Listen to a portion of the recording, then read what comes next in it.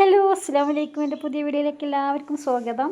അപ്പോൾ ഇതാ ഇന്ന് ഞാൻ കൊണ്ടുവന്നത് സൽവാർ സെറ്റുകളും അതുപോലെ ഗൗണുകളൊക്കെ ഉണ്ട് കേട്ടോ. മിക്സായിട്ടാണ് വന്നത് കേട്ടോ. പല കളറുകളിലുമായിട്ടുണ്ട്.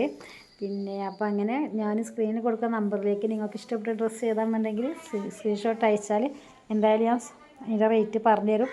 പിന്നെ കോട്ടൺ സെറ്റുകളും ഉണ്ട് കേട്ടോ. കോട്ടൺ അനാർക്കലി സെറ്റുണ്ട്. അതേപോലെ തന്നെ പിന്നെ ക്രഷ് ഫാബ്രിക്കിൽ ഗൗണുകളുണ്ട്. പിന്നെ അതുപോലെ തന്നെ ക്രഷ് ഫാബ്രിക്കിൽ സൽവാർ സെറ്റുകളുണ്ട്. ഇമ്പോർട്ടഡ് ഫാബ്രിക്കിൽ സൽവാർ സെറ്റുകളുണ്ട്. നല്ല അടിപൊളിയായിട്ടുള്ള കോഡ് സെറ്റും ഉണ്ട് കേട്ടോ. അപ്പോൾ നമുക്ക് വീഡിയോ ഫുള്ളായിട്ടൊന്ന് കണ്ടാലോ. വീഡിയോ കാണാൻ ഇഷ്ടപ്പെട്ടിട്ടുണ്ടെന്നുണ്ടെങ്കിൽ ലൈക്കും കമൻറ്റും ഷെയറും ചെയ്തതിനെ സപ്പോർട്ട് ചെയ്യാൻ ഒരിക്കലും നിങ്ങൾ മറക്കരുത്. അപ്പോൾ നമുക്ക് വീഡിയോയിലേക്ക് പോകാം.